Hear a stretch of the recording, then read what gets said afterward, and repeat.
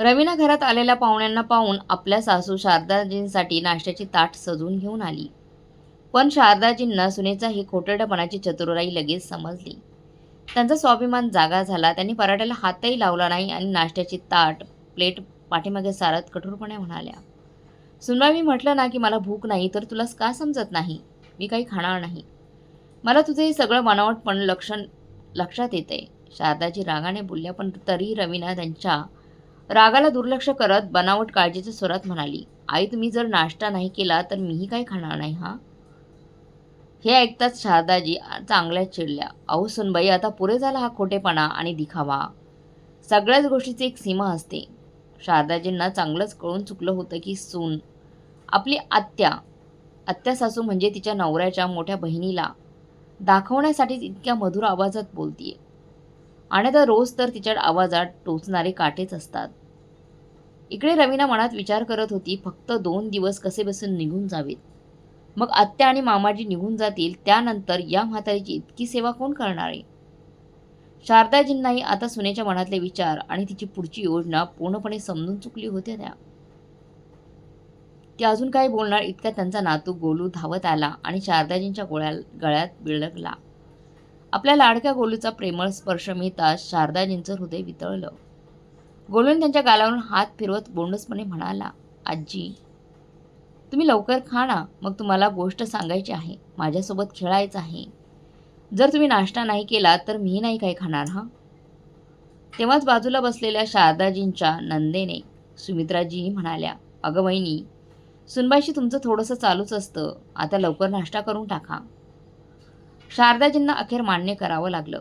कारण एकतर त्यांचा लाडका नातू स्वतः आग्रह करत होता आजीला, आणि दुसरं म्हणजे त्या आपल्या नणंद सुमित्राजींसमोर त्रासदायक किंवा हट्टेपणा दाखवू इच्छित नव्हत्या. कारण सुमित्राजी एकट्याच होत्या ज्या नेहमी त्यांना पाठिंबा देत असत.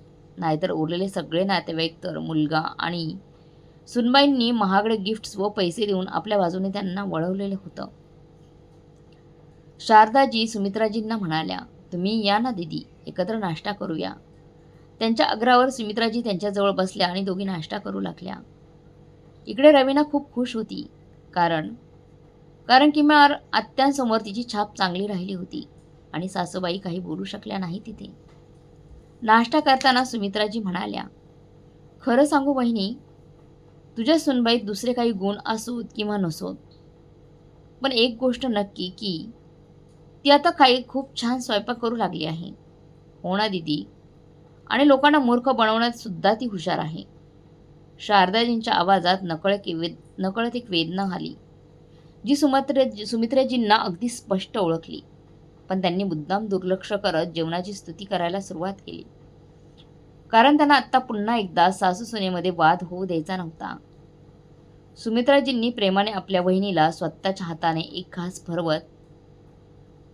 घास भरवत म्हणाल्या, "खरंच वहिनी, काश भाऊ आज हयात असते तर आपल्या कुटुंबाला पाहून त्यांना किती आनंद झाला असता ना, आणि या खट्याळ गोलूसोबत खेळून किती मज्जा वाटली असती."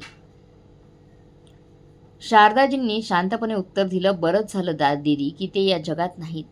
नाहीतर तेही माझ्यासारखे रडत बसले असते म्हातारपणात, आणि आपल्या माणसांकडून फसवले गेल्यामुळे आतून पूर्णपणे तुटून गेले असते." आज शारदाजींच्या मनातील कडवटपणा बाहेर आला होता. किंवा कडवटपणा काही केल्या संपतच नव्हता. गेल्या 2 वर्षात त्यांनी खूप काही सहन केलं होतं, जे त्यांच्या नवऱ्याच्या हयातीत त्यांनी कधीच सहन केलं नसतं. आज त्यांच्याही नकळत त्यांच्या तोंडून अनेक तक्रारी निघत होत्या, ज्या सुमित्राजी स्पष्ट समजू शकत नव्हत्या. त्या फक्त इतकं वाट बघत होत्या की त्यांना वहिनीसोबत थोडा वेळ एकांत मिळावा, एकांतात गप्पा मारता याव्यात, जेणेकरून ती त्यांच्या वहिनीच्या मनातील व्यथा समजून घेऊ शकतील. त्यामुळे त्या हळू आवाजात म्हणाल्या, "काही नाही वहिनी, असं गोंधळून जाऊ नका. आधी नीट नाश्ता करून घेऊया. रात्री आपण दोघी नणंद भाऊजया मस्त गप्पा मारूयात." शारदाजी आणि सुमित्रेजींच्या नात्यात खूप आपुलकी होती. जेव्हा शारदेजी नव्या नवरी म्हणून घरात आल्या होत्या, तेव्हा सर्वात आधी त्याचं सुमित्राजींसोबतचं नातं घट्ट झालं होतं. म्हणजेच नंदेबरोबरचं नातं घट्ट झालं होतं, आणि ते नातं आज तर गळ्यात तसंच टिकून होतं. सुमित्राजी अजूनही त्यांना थोडं हलकं करण्यासाठी म्हणाल्या, बसा वहिनी, हसू तरी जरा. तुम्ही आनंदी राहा, आम्हाला दुसरं काही नकोय. पण शारदाजींच्या मनात काहीतरी होतं जे उफाळून यायचंच होतं. त्यांच्या मनाला राहवलं नाही आणि म्हणाल्या, बस दीदी, फक्त तुम्हीच एकटे आहात ज्या खरंच माझ्या सुखासाठी विचार करतात. इथले बाकी सगळे लोक फक्त एवढंच पाहतात की ही म्हातारी कधी मरतीये आणि सगळी मालमत्ता आपल्याकडे कधी येते. बस करा ना वहिनी, हे सगळं विसरून जा, काही छान गोष्टी करूयात ना.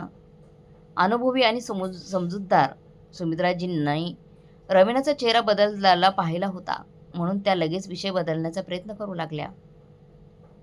त्यांनी वरून खूप प्रेमाने रवीनाला म्हटलं, जाग सुनबाई, 2 कप चहा घेऊन ये. तुझ्या हातचा चहा खूपच छान होतो. छान बनवतेस तू चहा.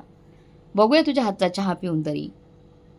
पण त्या क्षणी रवीनाला त्यांच्या बोलण्याकडे लक्ष ठेवायचं होतं, म्हणून तिला तिथून उठावंसं वाटत नव्हतं. पण आता सुमित्रा आत्यांनी थेट सांगितलं होतं, त्यामुळे तिला उठावंच लागलं. आणि तिला सुमित्रा आत्यांच्या नजरेत चांगली सून म्हणून सिद्धही व्हायचं होतं. मन मारून ती मग तिथून उठली आणि ती चहा बनवायला निघून गेली. इकडे सुमित्रा आत्यांच्या मनात काही विचार होते जे त्यांना त्यांच्या वहिनीला विचारायचे होते. पण अजूनही बैठक खोलीत पवन आणि मामांजी बसलेले होते, त्यामुळे तो योग्य क्षण तिथे वाटला नाही त्यांना. म्हणून त्यांनी साध्या थोड्या औपचारिक गप्पा सुरू केल्या. पण तेवढ्यातच शारदाजी म्हणाल्या, दीदी, हल्ली ना अगदी लहान सहान गोष्टीवरही रडू येतं. काय होते मला काही समजत नाही, पण रडायला येतं हे नक्की. कशातच आनंद वाटत नाही, वाईट वाटतं. एक हाच गोलू आहे, त्यालाच बघून जगते. पण सोन तर त्याला माझ्याजवळ येऊ देत नाही. तू आलीस म्हणून तू थोडा वेळ तरी माझ्याकडे राहतोय, नाहीतर तू माझ्याकडे नसतोच. नाहीतर सगळा वेळ तिनेच त्याला चिटकवून ठेवलंय. जणू काही मी डायनच आहे आणि माझ्या नातवाला खाऊन टाकणार आहे. हे सगळं सांगताना शारदाजींना आश्चर्य वाटलं की सुमित्राजींनी यावर काहीच प्रतिक्रिया दिली नाही. त्यांना काहीच धक्का बसला नाही की सून त्यांच्याशी असं वागते आणि नातवापासून दूर ठेवते. पण सुमित्राजी खूपच समजूतदार आणि व्यवहारशीर होत्या. संयुक्त कुटुंबात त्यांनी अनेक प्रकारची नाटकं पाहिली होती, म्हणून त्या अजून काही बोलून ही गोष्ट वाढवू इच्छित नव्हत्या. सुमित्राजी त्या काळात शिकलेल्या बायकांपैकी एक होत्या. त्यांच्या गावात त्या सर्वात आधी ग्रॅज्युएट झालेल्या महिला होत्या, त्यामुळे गावात त्यांचा आदर होताच. पण आता या घरात सुद्धा त्यांचं वजन होतं. अगदी पवन सुद्धा त्यांना थोडा घाबरत असे आणि पवनला बघून रवीना सुद्धा आता त्यांच्यापासून जरा सावध राहू लागली होती. त्यांच्यासमोर स्वतःची चांगली छाप पाडायचा ती नेहमी प्रयत्न करत असे. पण पवन आणि रवीना कितीही चांगले वागायचा प्रयत्न करत असले तरी सुमित्राजींना त्यांच्या वहिनीच्या चेहऱ्यावरच्या रेषा आणि डोळ्यामधलं खिन्नपणा पाहून लक्षात आलं होतं की हे दोघं काय खेळ खेळत आहेत. पण त्या काही बोलत नव्हत्या. फक्त परिस्थिती बिघडू नये म्हणून सतत वातावरण हलकं ठेवायचा प्रयत्न करत होत्या. त्यांच्या वहिनी शारदाजींचा मूड चांगला राहावा म्हणून त्या मधूनमधून हसवत होत्या. त्यांना हसवण्याचा प्रयत्न करत होत्या. त्यांना माहीत होतं की त्या स्वतः तर परत नवऱ्याजवळ आपल्या घरी निघून जातील, पण वहिनीला इथेच राहावं लागणार होतं, मुलगा आणि सुनबाईसोबत.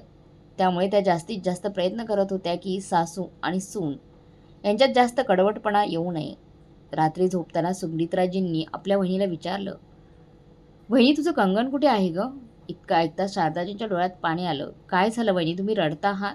काय सांगू दीदी, त्या कंगणाची गोष्टही एक मोठी वेदनाच आहे बघ. ठीक आहे वहिनी, सांगायचं नसेल तर नका सांगू, पण रडू नका. तुमचं रडणं आम्हाला पण खूप दुखावतं. अगं दीदी, माझं हृदय तर त्या दिवशीच तुटलं होतं जेव्हा माझ्या मुलानं जबरदस्तीने माझं कंगन हातातून उतरवून घेतलं होतं.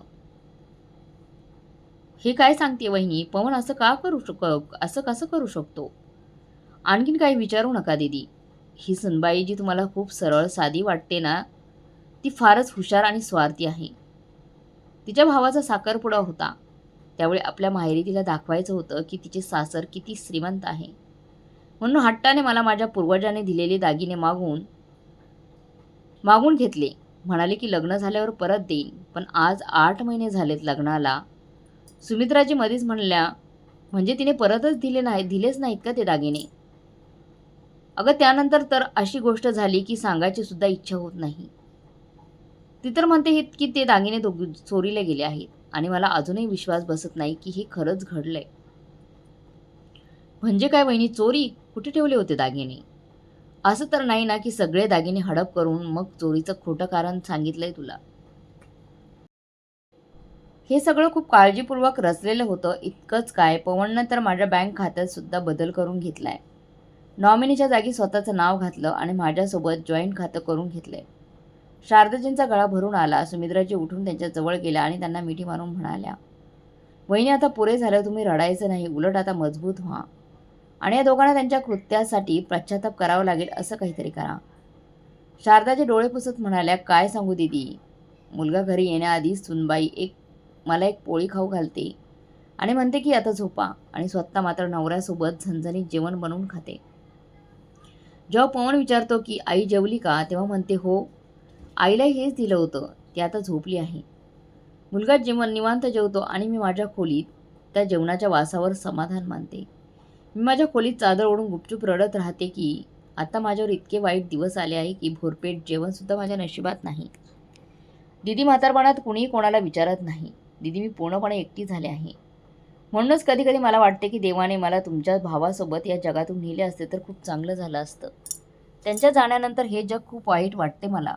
मी काय सांगू, आता सर्व काही बदललं आहे. मला वाटतं की जेव्हा ते होते तेव्हा सर्व काही चांगले होते. आता ते नसताना असं दिसतं की कुणालाही माझी गरज नाही. घरात सर्व काही तळलेले पदार्थ बनतात, पुरी आणि कचोरी बनवल्या जातात, पण माझ्यासाठी फक्त कोरडी भाकरी आणि पाणीदार डाळच बनवली जाते. तुम्हाला वाटत असेल ना की मी वेडसर झालीये किंवा फारशी लोभी झालीये. पण काय करावं दीदी, या वयात वाटतं की कधी स्वतःच्या आवडीने काही खावं, काही चविष्ट बनवावं किंवा बाहेरून काही मागवावं. पण सुनबाईच्या तिरक्या कटाक्षांपासून भीती वाटते. तिने म्हणायला नको की आता म्हातारीला इतका लोभ झालाय की बाहेरून मागवून खाणार. म्हणून ती जे काही देते तेच गप्प खाऊन टाकते. असं म्हणत शारदाजी सुमित्राजींकडे पाहू लागल्या. त्यावर सुमित्राजी थोडा विरोध करत म्हणाल्या, वहिनी मग असं करा ना, तुमच्या खोलीत थोडं फरसाण, थोडं नाश्त्याचं सामान, फळं वगैरे ठेवा. काय एवढं सुनेचं ऐकायचं? शारदाजींचे डोळे पुन्हा भरले, आवाज गळ्यातच अडकला. त्या एक दीर्घ सुस्कारा टाकून म्हणाल्या, काय सांगू दीदी, आपल्या घरातच इतकी उपेक्षा सहन करते की एखाद्या नोकराणीलाही माझ्याहून चांगलं जीवन मिळत असेल. हे ऐकून सुमित्राजींना राहवलं नाही. त्या म्हणाल्या, वहिनी तुम्ही हे सगळं पवनला का नाही सांगत? त्यालाही माहीत आहे का? आता दीदी मी हे सगळं माझ्या मुलाला काय सांगू? हो, रविवार असो किंवा सुट्टीचा एखादा दिवस. ज्या दिवशी मुलगा घरी असतो तो दिवस माझ्यासाठी एखाद्या सणासारखाच असतो. कारण त्या दिवशी तरी सून मला तेच अन्न वाढवते जे ती स्वतः खात असते, जेणेकरून तिच्या वागणुकीबद्दल कुणालाही काही समजायला नको. नाहीतर तिचं खरं तर असं आहे की तिला माझं जास्त दिवस जिवंत राहणं नकोच आहे. ती तर फक्त एवढंच पाहते की मी लवकरात लवकर या जगातून निघून जावं. ह्याच गोष्टीमुळे मी दिवसेंदिवस अशक्त होत चालली आहे. पण हे सगळं कुणाला सांगावं? लोक तर ऐकून हसतीलच. म्हणतील, पहा बाईसाहेब, म्हातारीला खाण्याची चिंता पडली, म्हणून मी जे काही मिळतं ते कोरडं सुकं खाऊन फक्त पाणी पिऊन गप्प झोपते. आणि दीदी जेव्हा सून अशी आहे तेव्हा कदाचित माझ्या मुलालाही हेच हवंय की मी या जगातून निघूनच जावं असं वाटायला लागले त्याला. त्याने घर त्याच्या नावावर केलंच आहे. त्याच्या वडिलांनी घेतलेल्या LIC, FD सगळं काही त्याने आपल्या नावावर करून घेतलं आहे. आणि दीदी, त्यांच्या जिवंतपणी त्यांनी मला अनेकदा सांगितलं होतं की तू माझ्या बँकेच्या व्यवहारावर लक्ष ठेव. काही झालं तर तुला उपयोगी पडेल. पण मी तर त्यांच्या तोंडावर हात ठेवायची आणि म्हणायची, असं उलटसुलट बोलू नका, बघा मीच आधी जाईन. आणि मला तर आपल्या राजा मुलावर पूर्ण विश्वास होता. मी मोठ्या अभिमानाने म्हणायची, आपला मुलगा कधी आपल्यावर अन्याय करणार नाही. पण काय माहीत होतं की माझ्या नशिबात हे लिहिलंय. आज मी इतकी मूर्ख ठरले आहे की जे काही आहे मुलगा आणि सून सांगतात ते सगळं मान्य करावं लागतं. कारण मला माहीतच नाही की त्यांनी किती पैसे कुठल्या बँकेत ठेवले आहेत. सून जे कोरडं सुकं खायला देते तेच खाऊन दिवस ढकलावा लागतो. सुमित्राजी अजून काही ऐकायला इच्छुक होत्या, पण तेवढ्यातच त्यांनी अंगणात कुणाच्या चालण्याचा आवाज ऐकला.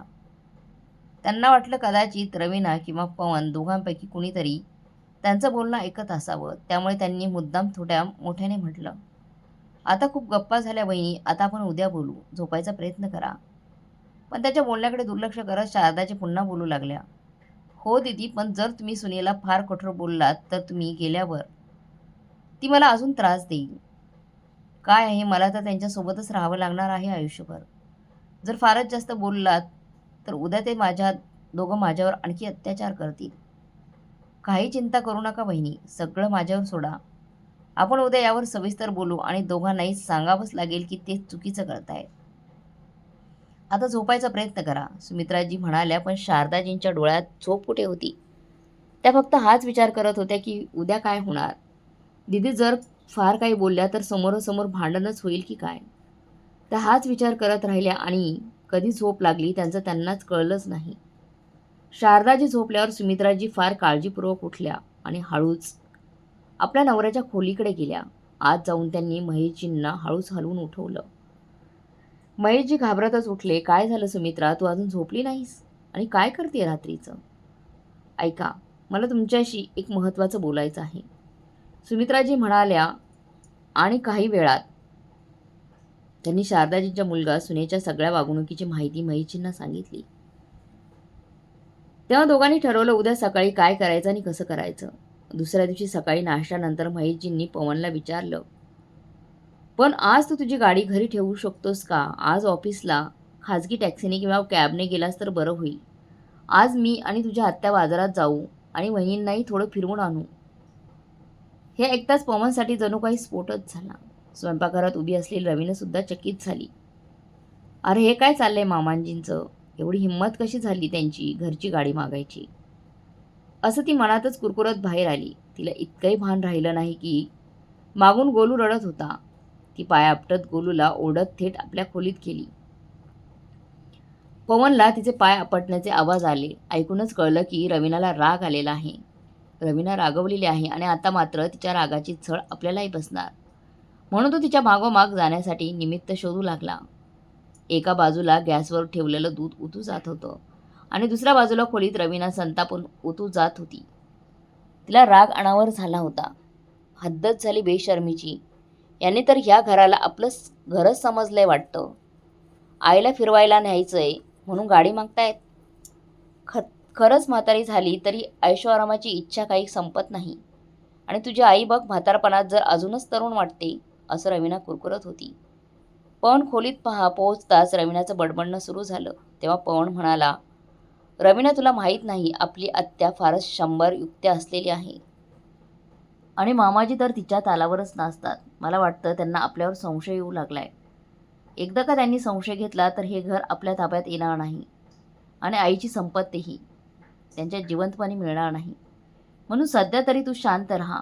हे ऐकून रवीना चिडून म्हणाली, थोडा विचार कर पवन, जर आईला रोज चविष्ट जेवणाची सवय लागली, फिरायची सवय लागली, तर उद्या आत्या आणि मामांजी गेले तर तिच्या अपेक्षा तशाच राहतील आणि मग आपल्याला ती अशीच सेवा द्यावी लागेल. त्यावर पवनसुद्धा चिडून म्हणाला, अगं ते सगळं नंतर बघू.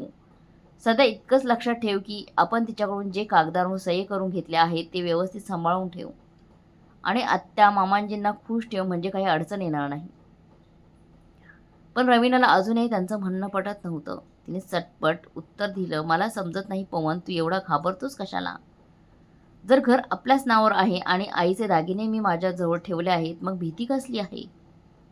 पवन म्हणाला, रवीना मी तुला समजावून सांगतोय.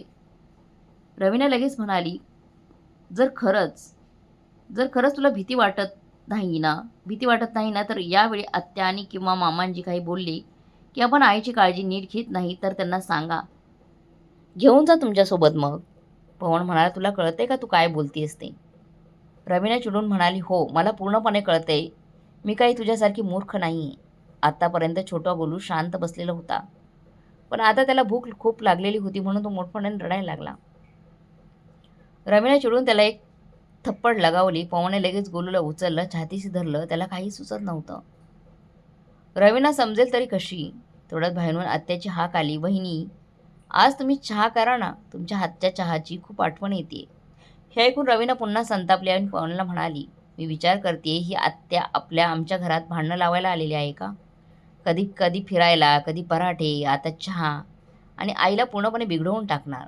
पवन तिला समजावत म्हणाला, थोडं हळू बोल रवीना, ते लोक ऐकतील ना. रवीना म्हणाली, तुला घाबरायचंय ना तर तू घाबर, मी नाही घाबरणार. तेवढ्यात आत्या खोलीत शिरल्या आणि म्हणाल्या, बरोबर म्हणतेस सुनबाई तू, तुला काय घाबरण्याची गरज आहे? तू तर तुझ्या सासूला घाबरवलं नाही याआधीच. हे ऐकून रवीना रंग बदलत म्हणाली, आत्या मी त्यांना वेगळ्या कारणासाठी बोलत होती. तुम्ही चुकीचा अर्थ काढलात. आई का घाबरतील? मी त्यांचा आदरच करते. तेवढ्यात बाहेरून शारदाजी आत आल्या. आज त्यांना कुठून तरी खूप धैर्य मिळालं होतं बोलायचं. कदाचित सुमित्राजी आणि महेशजींची साथ मिळाली म्हणून त्यांनी ठाम आवाजात सांगितलं, बस झालं सुनबाई, खोटं बोलणं आणि नाटक करण्यालाही मर्यादा असते. मी काही बोलत नाही म्हणून तुझी हिंमत वाढली आहे. पण लक्षात ठेव, ज्या घरावर तू इतका अभिमान करतेस ना, त्या घरावर संपूर्ण खर्च मी केलेला आहे. त्यानुसार हे घर पवन आणि तुला मिळणार आहे. पण लक्षात ठेव, मी जिवंत आहे तोपर्यंत हे घर कोणालाच मिळणार नाही. क्षणभर खोलीत शांतता पसरली. फक्त गोलूच्या रडण्याचा आवाज ऐकू येत होता. तो धावत आजी आजी म्हणत शारदाजींच्या मिठीत गेला. शारदाजींनी त्याला प्रेमाने उचललं आणि रवीनालाही म्हणाल्या, मी माझ्या नातवाला घेऊन चालली आहे. तुम्ही पण या. आज मी स्वतः चहा करणार आहे. माझ्या हातच्या चहाला खूप दिवस झालं बनवून. आज त्यांच्या आवाजात ठामपणा होता, वागण्यात आत्मविश्वास होता. थोड्या वेळाने पवन आणि रवीना बाहेर आले. शारदाजींनी प्रेमाने त्यांचे चहाचे कप दिले. काही वेळांपूर्वी कठोरपणे किंवा भांडण त्यांच्या चेहऱ्यावर कुठेच नव्हतं. कदाचित त्यांच्या ह्या मायेने प्रभावित होऊन रवीनाने धीटपणे म्हटलं, माफ करा, आमच्याकडून फार मोठी चूक झाली. त्यांना वाटलं होतं की शारदाजी सगळं विसरून त्यांना माफ करतील आणि मिठीत घेतील. पण यावेळी शारदाजी एक आई तर होत्याच, पण त्याचबरोबर आपल्या हक्कासाठी जागरूक झालेली एक बाई देखील होत्या. त्यामुळे त्यांनी अत्यंत सौम्य पण ठाम स्वरात सांगितलं, चूक तुमच्याकडून झाली आहे आणि मी अशी अपेक्षा करीन की पुढे अशी चूक तुम्ही दोघं पुन्हा करणार नाही. पण आता मी हे घर कोणाच्या नावावर करायचंही ठरवलं आहे. आता माझ्या जिवंतपणी हे घर फक्त आणि फक्त माझ्याच नावावर राहणार आहे. आणि जर तुमचं वागणं माझ्याशी वाईट झालं तर मी हे घर एखाद्या ट्रस्टला देईल किंवा अनाथालयाच्या नावावर करून टाकेल. पण तू हे समजून घे, तू माझा मुलगा आहेस म्हणून हे घर आपोआप तुझ्या नावावर होईल असं नाही. कायद्यानुसार मी हे घर कोणाच्या नावावरही करू शकते जर मी ठरवलं तर. त्यामुळे आता हे गृहीत धरून चालू नकोस की हे घर तुझंच आहे. हे पूर्णतः तुमच्या वागण्यावर अवलंबून आहे की तुम्हाला या घरावर किती हक्क आहे. हे लक्षात ठेवा, हे घर माझं आहे आणि जर माझा अपमान केला गेला तर तुम्ही दोघं इथून जाऊ शकता. एवढं सगळं इतकं ठामपणे शारदाजींच्या तोंडून ऐकून पवन आणि रवीना आश्चर्यचकित झाले. पवनने आधी त्यांच्या वडिलांच्या हयातीत आईचं हे धाडसी रूप, आत्मविश्वास पाहिला होता. पण वडिलांच्या निधनानंतर तिला खचलेली स्थितीत देखील त्याने पाहिलं होतं. मात्र रवीनासाठी शारदाजींचं हे रूप अगदी नवीन होतं. तिला हे रूप सहनच होत नव्हतं. तेव्हा चहाची गोडी नात्यामध्ये गोडी आणेलच असं नाही. पण रवीनाला आणि पवनला हेही समजलं की जर आता त्यांनी आईसोबत चुकीचं वागणं केलं तर त्यांच्या बाबतीतही खूप काही वाईट होऊ शकतं. तरी रवीना पवनला म्हणाली, ही सगळी बुद्धी त्यांच्या आत्या आणि मामांजींची आहे. आमच्या सासूबाई तर साध्याभोळ्या आहेत. त्यांना एवढं काही कसं कळणार? पवन आधीच अपराधी भरलेल्या भावनांनी होता. आता रवीनाचं बोलणं ऐकून त्याला राग आला आणि तो म्हणाला, बस कर रवीना, आता तू काही असं करणार नाही ज्यामुळे आई नाराज होईल. लक्षात ठेव, ती आपल्याला घरातून काढू शकते आणि आता मलाही जाणवते की मी देखील आईसोबत चुकीचं वागलो. विचार कर, उद्या आपला मुलगा गोलू आपल्याशी असाच वागला तर आपल्याला कसं वाटेल? रवीना अजूनही याच विचार होतं की जर सासूबाईंनी घरातून बाहेर काढलं तर खरंच त्यांची फार अडचण होईल. दुसऱ्या दिवशी सकाळी शारदाजी, सुमित्राजी आणि महेशजी फेरफटका मारायला गेले. बाहेर एकांतात शारदाजी म्हणाल्या, दीदी, काल मुलगा आणि सून यांना इतकं सगळं बोलताना मला खूप भीती वाटत होती. पण तुम्ही दोघं माझ्या पाठीशी उभी राहिलात, समजावलं, म्हणून मी त्यांना ठामपणे उत्तर देऊ शकले. सुमित्राजी म्हणाल्या, वहिनी, आता असंच बळकट राहा, पण हे लक्षात ठेवा, हे दोघं अजून खरंच बदललेले असं नाही. कदाचित भविष्यात बदलतील, पण सध्या त्यांचं वागणं फक्त आपल्या फायद्याकरता आहे. म्हणून स्वतःचं कायम भलं बघा आणि तुमच्यावर कुठलाही अन्याय होणार नाही याची नक्की काळजी घ्या. आम्ही आहोतच तुमच्यासोबत, महेशजी म्हणाले. आणि वहिनी, आमच्याबरोबर तुमच्या पाठीशी अजून एक जण आहे आणि तो म्हणजे कायदा. शारदाजी हलकेच हसल्या. घरी परतल्यानंतर सुमित्राजी आणि महेशजी त्यांच्या घरी परत गेले. त्या दिवसानंतर नाश्त्याच्या टेबलावर शारदाजींसाठी तसंच जेवण वाढलं की जात होतं जसं इतर सगळ्यांसाठी. आज आपल्या विजयावर शारदाजी शांतपणे हसत होत्या आणि मनातल्या मनात सुमित्राजी आणि महेशजींचा आभार मानत होत्या की त्यांच्याशिवाय कदाचित त्या स्वतःच्या हक्कासाठी उभंही राहू शकल्या नसत्या. कारण त्यांना हेच माहिती नव्हतं की इच्छापत्र कधीही बदलता येतं. म्हणूनच मित्रांनो, प्रत्येक माणसाने स्वतःच्या हक्कांबद्दल आणि कायदेशीर अधिकारांबद्दल जागरूक असणं आवश्यक आहे, जेणेकरून कोणी आपल्यावर अन्याय करू शकणार नाही. तर मित्रांनो, तुम्हाला या कथेतून काय शिकायला मिळालं आम्हाला कमेंट करून नक्की कळवा. आणि सुमित्राजींनी आणि महेशजींनी जो काही शारदाजींना सल्ला दिला त्याबाबत तुम्हाला काय वाटतं? प्रत्येकाच्या आयुष्यात असं कोणीतरी खंबीरपणे मागं उभं राहणारं असायला हवं. तुमच्याही कोणी मागे उभं राहिलं आहे का? कमेंट करून नक्की कळवा. आणि जर कथा चांगली वाटली असेल तर लाईक, शेअर, सबस्क्राईब नक्की करा. भेटूया पुढच्या कथेत. तोपर्यंत धन्यवाद.